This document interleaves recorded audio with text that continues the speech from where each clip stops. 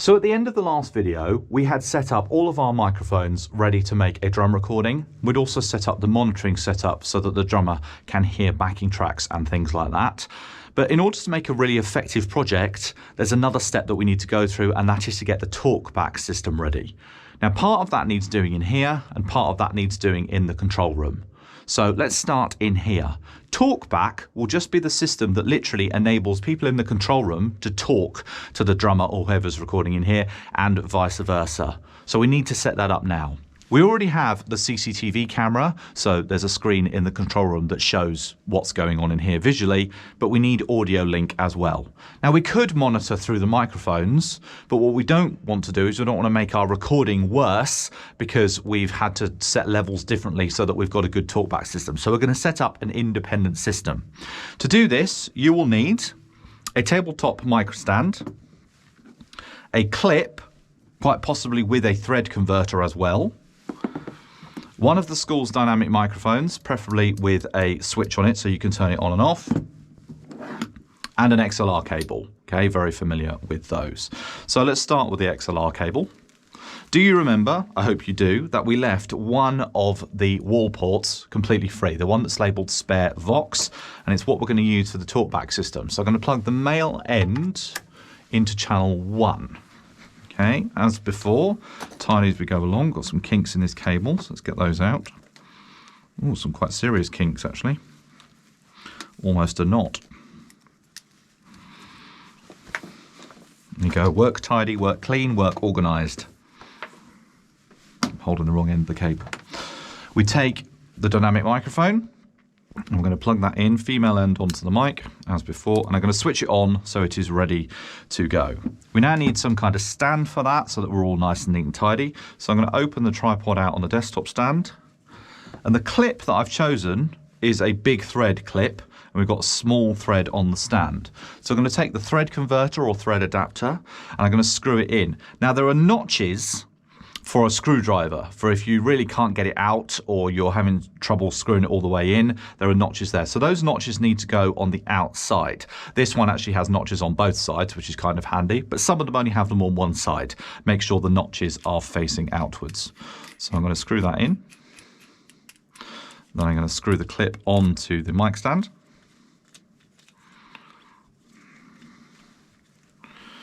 Okay, place the microphone nice and neat and tidy, switch facing up into there.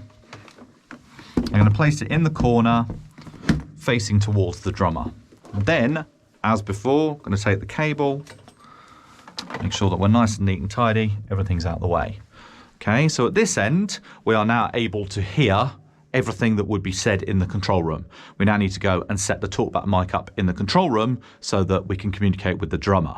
Now, I'm on my own at the moment, so what I'm actually going to do is I'm going to press play on my iPad. I'm going to play some drums through there so that we can check that the talkback system is actually working. Let's put it a little bit closer. Let's go to the control room.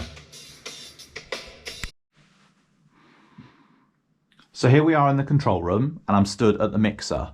Now, the mixer is what we use for the basis of our talkback system. The interface isn't getting involved at all. This is one of the reasons why we have the mixer. It's really useful for recording off YouTube, but it's also really useful for creating a talkback system. So remember, everything in the drum room is set. You can see that on the CCTV. The talkback mic is ready to go. The talkback mic was plugged into channel 1. Okay, channel 1 is here.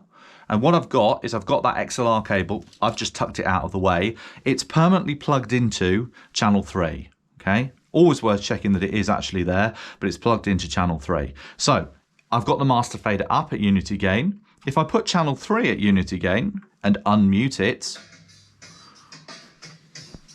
then we can hear the drum sound coming out of the drum room.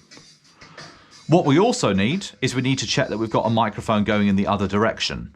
So this gooseneck microphone is what I use for talkback in the studio. That is plugged into channel 2, right? They've both got maximum gain because they're both dynamics. We want good clean signal from them. If they're too loud at any point, you can turn those down. So I'm going to go up to unity gain on channel 2, and I'm going to unmute that. Now, I'm actually coming through the monitors, which is just a bit of a byproduct, but crucially, I'm coming through the headphone amp as well.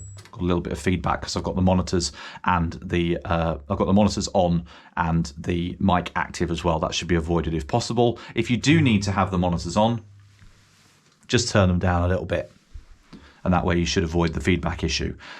The drummer is now going to be able to hear what I'm saying through their headphones. So we have established our talkback system. Channel 3 for the incoming, channel 2 for the outgoing, both at unity gain, both unmuted. Master gain is at U, and we're all ready to go with our talkback system.